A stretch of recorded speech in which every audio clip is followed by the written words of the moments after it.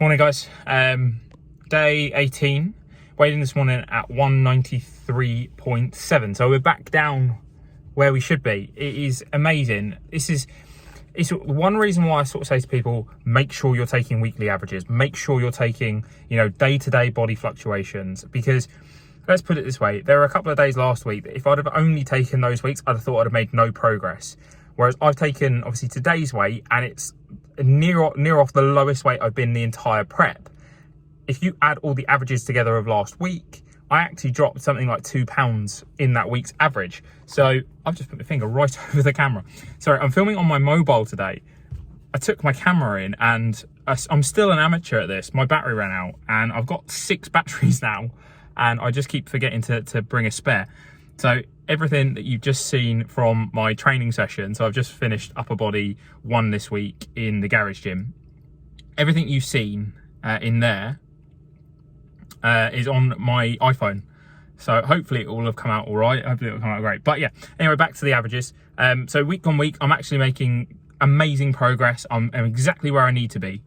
I would have only psychologically seen that had I have been willing to take every day weights and then just be patient and let the process take over. So many people need that instant gratification when it comes to weight loss and fat loss and on all that sort of thing. Instant gratification gets you nowhere. It gets you nowhere. It will give you a snapshot. If you only take your measurements once a week, once a fortnight, you're only getting a snapshot of what is happening at that exact period of time. And that could be anything. That could be undigested food from the night before. That could be retained water. That could be sodium in the body. It could be anything.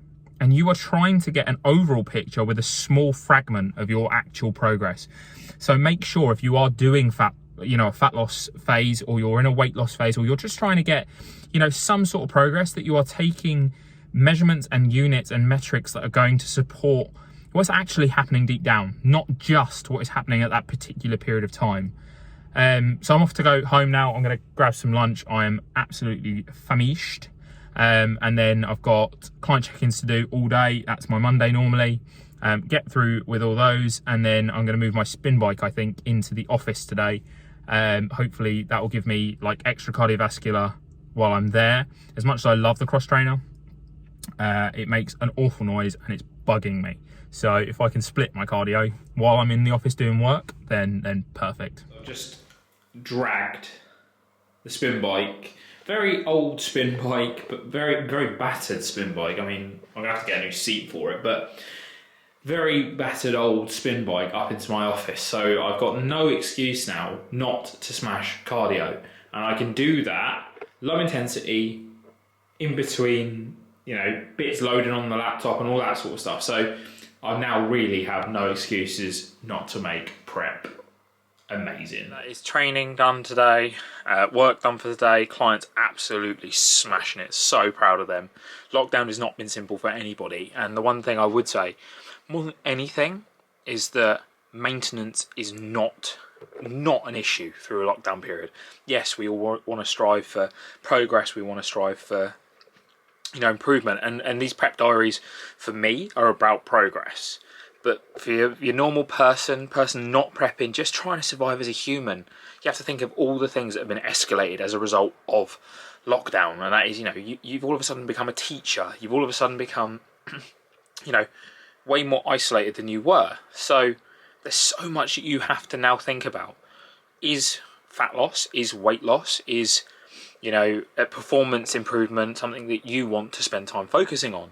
And if you can't categorically plan that out, or plan out how you're going to achieve that mentally, physically, you know, and you're going to dedicate that time to that, is it worth it right now? Or is it something that maintenance might just be the perfect position for you?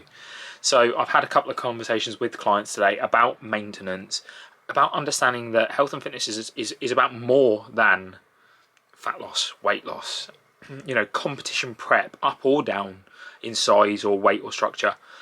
You know, sometimes just getting to that holy grail, that being okay with just being active, physically mobile, and eating nourishing food that is going to be good for body and brain is super important. So have those sorts of conversations with yourself and with other people around you. You know, are you doing it for a specific goal? And if you are doing it for a specific goal, have you got the mental capacity to take that on? And if you don't, are you okay with maintenance? If you're not okay with maintenance, it's something to sit down and have a conversation about with.